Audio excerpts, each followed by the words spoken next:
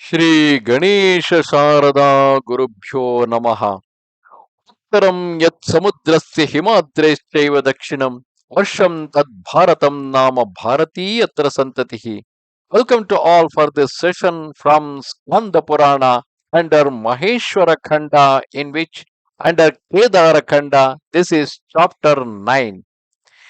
So, in the previous part, we have learnt about how Shiva or Ishvara took the form of a linga and what is the importance of the linga and how one is supposed to worship linga. And for the help to, in order to help the people to worship linga, Shiva took the form of linga in different lokas. After learning about all these things, Lomasha, mean the Suta Muni, continued the story, saying, on one occasion, Indra, the lord of Devas, was seated in the middle of assembly, surrounded by the guardians of the world, Devas and sages. He was encircled by beehives of celestial beehive of celestial damsels and was honored by Gandharvas. Songs in praise of his conquest were being sung by Siddhas and Vidyadharas.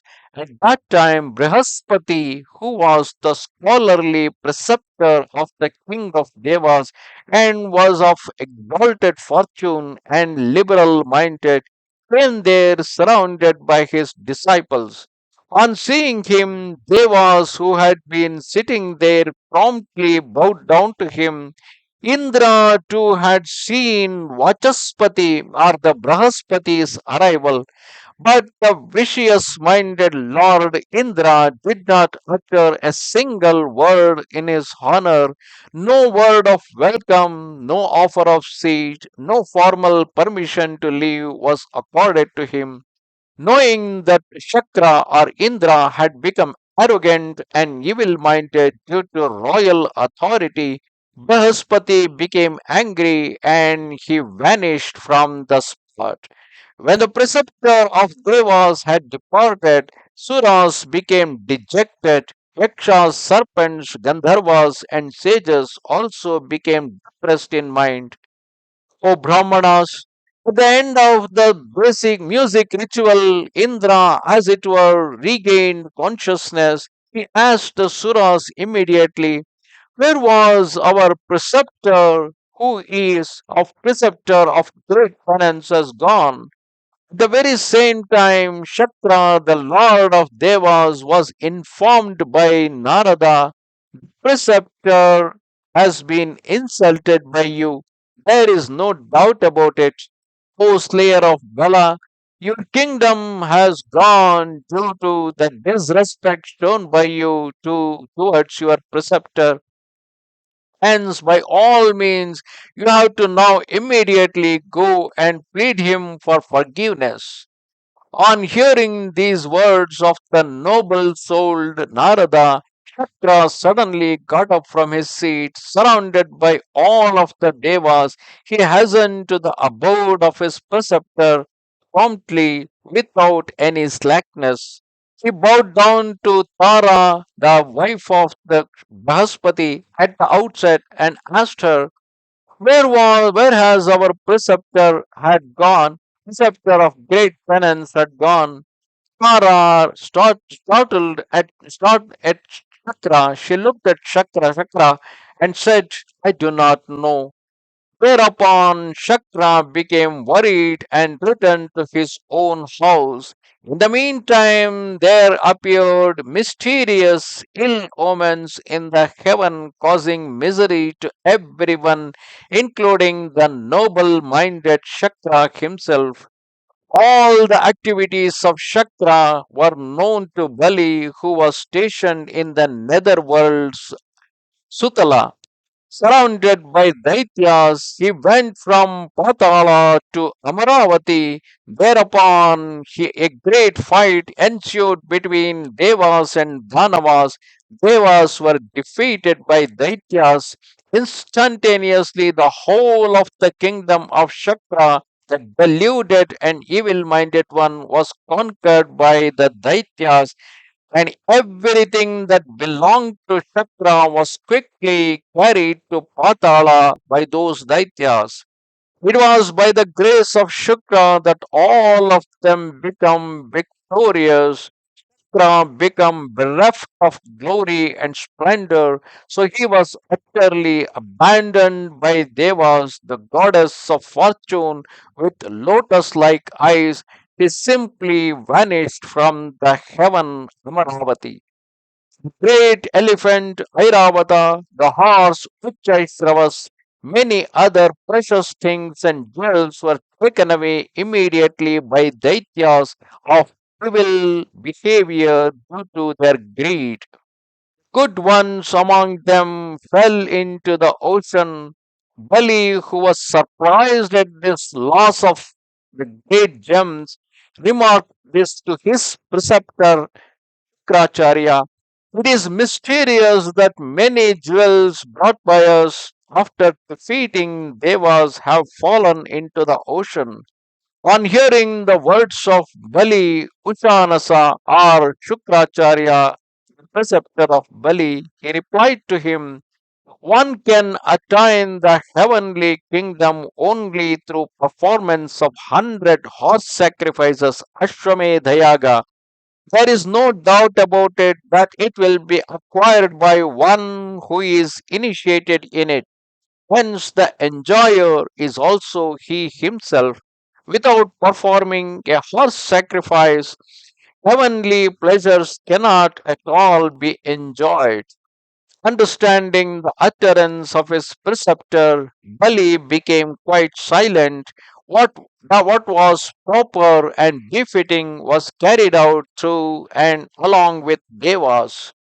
Indra, too, on attaining a miserable plight, went to Parameshti Brahma and informed him of everything, such as the danger to his kingdom and other things.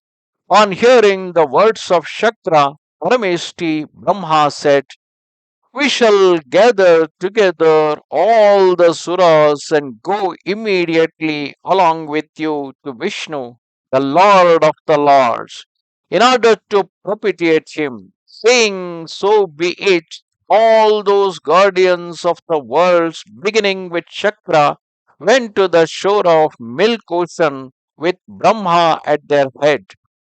After sitting there, all of them began to eulogize Hari.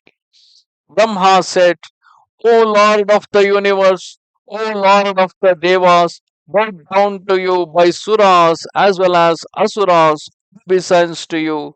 O great Atman of auspicious reputation, O infinite one, O immutable one, free from decay, you yourself are the Yajna, you are of the form of Yajna, O consort of Lakshmi, hence be the bestower of boons unto the Devas. By insulting his preceptor, Indra has lost everything from his kingdom along with the celestial sages, hence redeem him.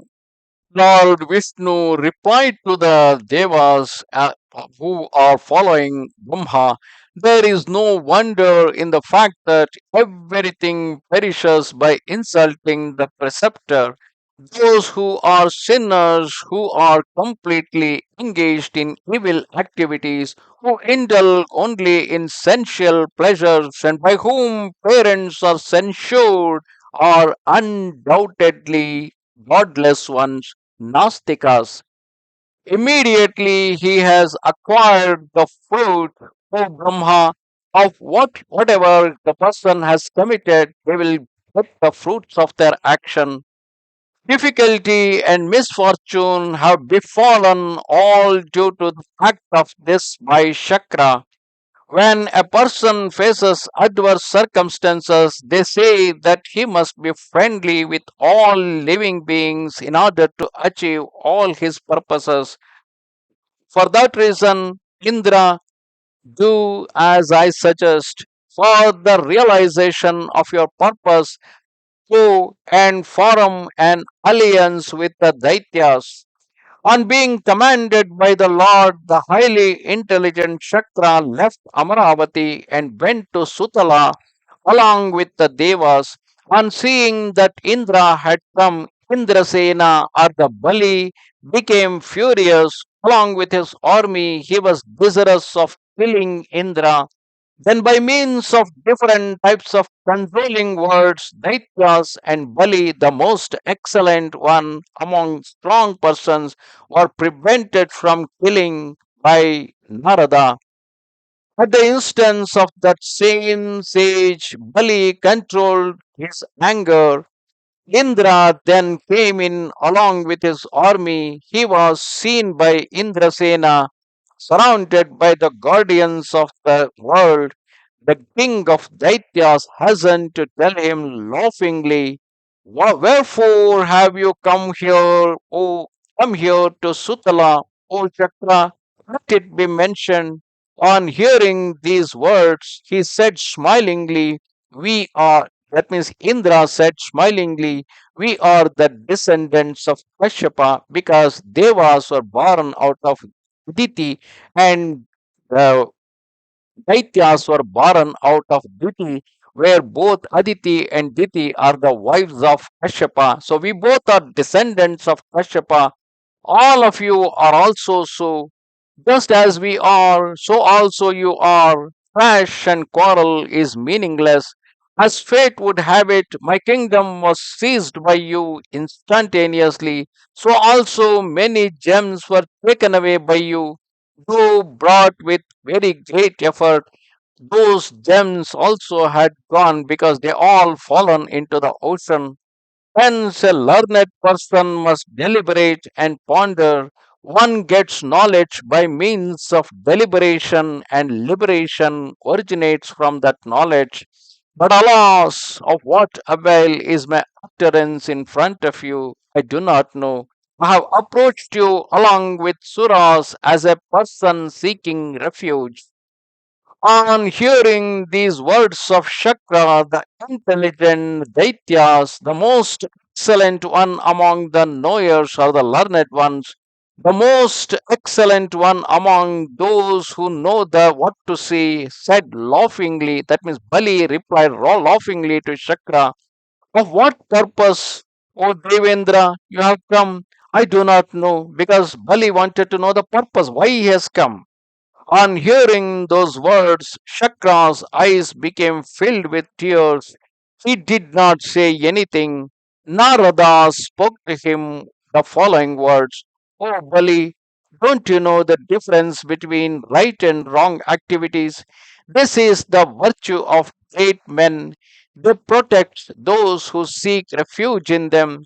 Those who do not protect the one who seeks refuge, who now, a Brahmana, a sick man, and an old man are really slaughterers of the Brahmanas. Here, Indra has come to your presence with words asking for refuge. He is worthy of being protected by you. There is no doubt in this matter. On being told thus by Narada, the Lord of Daityas himself pondered over everything with great understanding regarding what was right and what was wrong. With great respect, he honored Shakra along with the guardians of the world as well as the groups of the Devas. For the sake of credence, Purandara performed many good holy observances of the Sattvika quality, which created confidence in Bali. Thus, Shakra entered into an agreement with Bali in order to further his selfish ends. Oh, that great Lord stayed with Bali solely devoting himself to the precepts in the science of political economy. Thus, Indra passed many years living in Sutala, remembering the words of Vishnu and pondering over them again and again. He thought of a plan. Once the king of Devas himself was sitting in the middle of the assembly along with Bali. Conversant with upright policy, he spoke laughingly these words to Bali. Many gems, jewels, elephants, etc., have dropped into the ocean while you are bringing them here. They belong to us, then they should be recovered from the ocean by you as well as by us. O heroic one, we must hurry up in exerting ourselves to recover those jewels from the ocean. Hence it must be turned by you for the purpose of achieving the desired result. Induced thus by Shakra, Bali, the slayer of Suras, spoke to Chakra immediately, by whom and with what should the churning be done? Then an ethereal voice with a majestic rumbling sound of the cloud said, O Devas, O Daityas, do churn the ocean of milk. There is no doubt about this that your strength will increase. Make the Mandara mountain the churning rod and Vasuki the requisite rope. Afterwards, all devas and daityas join together and let the ocean be churned. On hearing the words of that ethereal voice, all suras exerted themselves along with the Daityas. Those suras and asuras came out of Patala. They all came to the matchless, excellent mountain Mandara. Daityas were 10 million in number, so also were the Devas undoubtedly. Preparing themselves, they came to Mandara having a golden luster. It abandoned in it abounded in gems and precious stones. It was globular in shape. It was very big and exceedingly lustrous. Many gems were lying scattered all around. It had many trees such as sandal tree, parijata, naga, punnaga, and champaka. It was full of various kinds of animals and deer, lions, and tigers. On seeing such a great mountain, all the excellent Suras joined their palms in reverence and said, the Devas made a request to the mountain Mandara. O mountain Mandara, all of us, the Suras, have come here to submit to you. Listen to it, O great mountain, the helper of others. On being requested thus by Devas and the Daityas, then the mountain Mandara came out in an embodied form, and in that form the mountain Mandara said, what for have all of you come to me? Let that be mentioned. Then Bali said these words befitting the occasion. Indra too hurriedly spoke these courteous and sincere words. O mountain Mandara, you cooperate with us in a great undertaking. O observer of holy vows, you should be the churning rod for the production of nectar, saying so be it and honoring their words because it was for the accomplishment of the task of Devas. He spoke these words to Devas and Asuras and particularly to Indra. Indra, my wings have been cut by you with the thunderbolt of 100 spikes. How is it possible for me to go for realizing your purpose? There was a story that in the past the mountains were having the wings and they were flying around, but whenever they land on the earth, they were causing a great problem for the animal. So, realizing this, Indra had cut off the wings of all those mountains. Since then, the mountains which were scattered around the world they became stable, sitting wherever they are, and they are unable to move from their spot. Now that the mountains have become immobile, they will not be able to move and having no wings. So Mandara is asking, how can I come to the place where you are going to churn the milky ocean? Then all the Devas and Asuras praised the mountain. They then uprooted that incomparable and wonderful Mandara mountain. But those they were desirous of taking it to the though they were desirous of taking it to the Milky Ocean, they proved incapable of doing it. The mountain fell on Devas and the Daityas. Some were crushed, some died, some fell into the swoon. Some of them began to blame and censure, and some suffered great pain. Thus, Asuras, Suras, and Danavas failed in their attempt. When they regained consciousness, they eulogized the Lord of the universe, Mahavishnu. Save us, O great Vishnu. O Lord, compassionate to those who seek refuge. The entire world, mobile as well as immobile, is pervaded by you. Then Hari appeared before them for the accomplishment of the purpose of Devas. Vishnu, who was seated on Garuda, saw them and suddenly and sportingly lifted up the excellent mountain and placed it on Garuda. Then the Lord granted all of them protection from fear. Rising from there and taking leave of those devas, he took the old Mandara mountain to the northern shore of the ocean of milk. After placing it in the waters, he went away from that place. Then all those groups of suras arrived there along with asuras, King Vasuki with them. Then they made the agreement after making Mandara the churning rod and Vasuki the rope. All of them, Suras and Asuras, churned the ocean of milk. As the ocean of milk was being churned, the mountain sank deep into the Rasatala. At that very instant, the Lord of Rama, Vishnu, became a tortoise and lifted the mountain up. That was something really marvelous. When the mountain rotated, it was further pulled and pushed by Suras and Dhanavas. Now it rotated without any basis, like the understanding without a preceptor.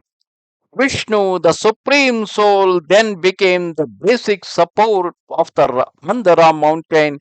With his four hands, he gathered it up and churned pleasantly. Then all Suras and Asuras churned the ocean of milk after uniting together. Very powerful themselves, by uniting together, they became all the more powerful. The excellent mountain had adamantine strength. It rolled on the back, neck, thighs, and the space between the knees of the noble soul tortoise. Due to the this tortoise is the Kurma, an avatara, an incarnation of Vishnu. Due to the friction of these two, submarine fire was generated. The Hala Hala poison too emerged, and it was seen by Narada. Thereafter, the celestial sage of unmeasured splendor spoke these words: the churning of the ocean should not be carried on by you all now. O Devas, all of you, pray to Shiva. Have you forgotten the sacrifice or the yajna of Daksha and what Veerabhadra did there? Because Daksha also made the same mistake. He performed a great yajna, whereas he did not invite Shiva. And because he insulted Shiva, his whole yajna was spoiled by Veerabhadra. And now the gods, the Devas and the Suras and the Asuras are also repeating the same mistake. They did not invited Shiva. Shiva's presence was not there in the spot. Hence, let Shiva be immediately remembered. O Devas, he is greater than the greatest. He is beyond the greatest. He is the embodiment of supreme bliss.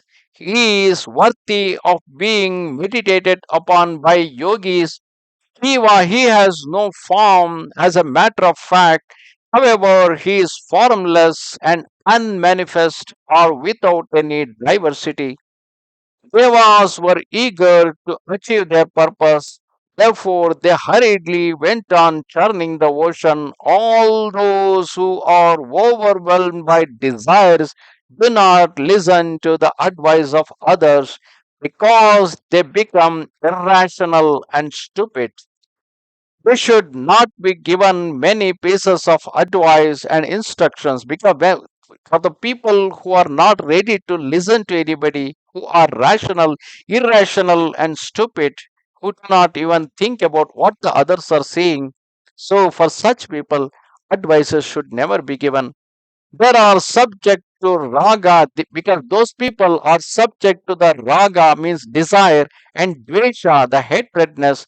All of them are ours to Shiva. All such people are against Shiva.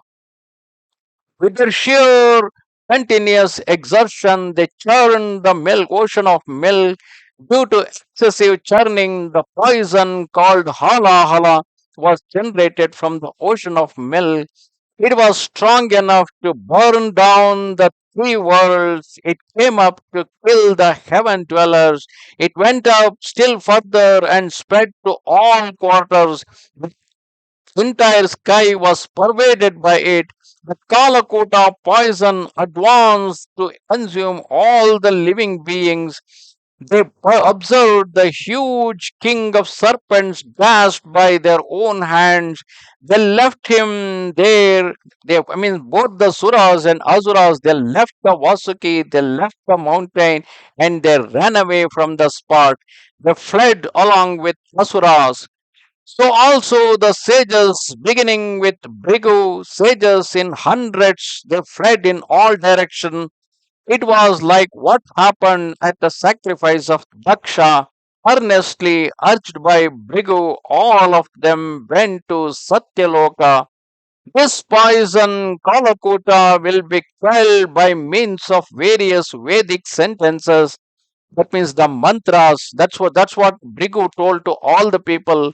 Oh Devas, there is no doubt in this matter. It is true. I am speaking the truth unto you. Saying so, Brigu took all of them to the Satyaloka or the Loka of the Brahma. On hearing these words uttered by Brigu, all of them, distressed by the poison Kalakuta, went to Satyaloka and sought refuge in Brahma. Brahma saw the blazing Kalakuta with sparkling luster. He found that Suras and Asuras were ignorant of their duties. He was about to curse them, but he was prevented from doing so by Narada. Brahma then said to all the Suras and Asuras, Devas, what a wrong thing has been committed by you. Why has this explosive thing popped up? It is Ishvara's anger. My speech cannot be otherwise. Thereupon, surrounded by Devas, the Vedas, the Upanishads, and the different kinds of agamas, he proceeded ahead out of fear of Kalakuta. Then Devas who were worried said to one another, we are enveloped in avidya and lust. How can we do anything to Shankara? Then Devas kept Brahma at their head and hurriedly went to Vaikuntha because they were afraid of the Kalakuta poison. Brahma and others, as well as the groups of sages, sought refuge in the great Lord Vishnu, the primordial Purusha, the mighty Lord who had resorted to Vaikuntha, Madhava, Adhokshaja. The groups of Suras, Asuras sought refuge in Lord Vishnu. By that time, the great poison Kalakuta came there. After burning the Brahma's world at the outset, it even burned the Vaikuntha also. Vishnu, who dwells in the cavity of the heart of everyone, was burned by fire of Kalakuta. Also, with his attendants, immediately he acquired the color of Kamala. Vaikuntha also became blue in color. It was surrounded by all the worlds, hence, all the worlds become encircled by the poisonous substance from the Milky Ocean. The wonderful poison of the Milky Ocean reduced to ash the whole of cosmic egg Brahmanda with its eight outer coverings, and along with Brahma there was no earth, no water, no fire, no wind, and no ether. There was neither Ahankara, the cosmic ego, or the Mahat, the great principle. There was no Mula Vidya. On account of Shiva's wrath, the entire universe became reduced to ashes. Thus ended chapter 9 of the Kedar Khanda under Maheshwara Khanda in Skanda Purana. So, in this part of the story, we have seen that the Indra was defeated by Bali on account of Indra's disrespect towards his own preceptor Brihaspati. So, because of that reason, he lost his control over Amaravati. And then, when he requested Vishnu through Brahma, Vishnu gave him an advice to go and have an alliance with the Daityas. After maintaining alliance with the Daityas for quite some time, Indra once proposed to take out all those gems which were lost by Bali while he was looting the Amaravati. So they both have decided to churn the Milky Ocean with the help of Mandara as the churning rod and Vasuki as the Sarpa as the churning rope, as advised by a ethereal voice. And with the help of Mahavishnu, while they start churning it, Kalakuta poison came out of it because both of them had forgotten to remember Shiva and invite Shiva in that aspect. Here, Shiva refers to the Supreme Soul, which is representing the soul in every living or non living things. So, because they had forgotten remembering that Supreme Soul, they all the Devas or the Suras and Asuras got defeated, and they all died. With that, the entire Brahmanda was reduced to ash because of the Kanakota poison. Namaste Sharada Devi, Kashmira Puravasini, Swamaham Prarthaye Nityam, Vidyadanancha Dehime. Goodbye.